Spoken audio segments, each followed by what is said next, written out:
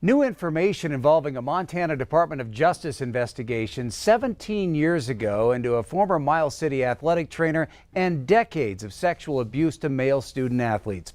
Those new details coming from a filing from James Jensen's own federal defense attorney saying his client was interviewed back in 2002 by the Montana Attorney General's office for allegations of sexual abuse, but that nothing ever happened. Q2's Andrea Lutz has been reaching out to state and federal officials to learn why Jensen was never charged 17 years back. Andrea?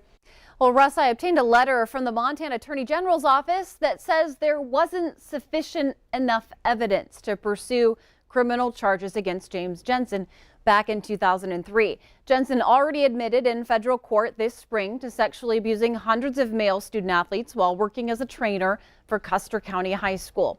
Although the contents of that DCI investigation aren't known at this time, we do know that the Assistant Attorney General at the time, John Connor, said he didn't have enough evidence to proceed with the prosecution, and all of that back in 2003.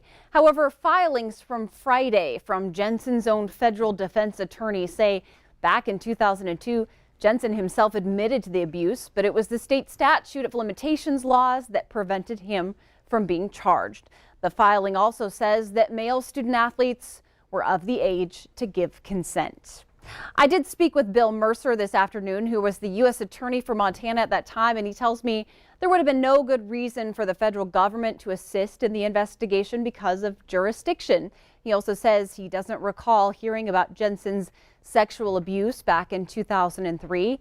We do want to let you know that Jensen is to be sentenced in federal court to charges of coercion. It's going to happen tomorrow in Billings Federal Court.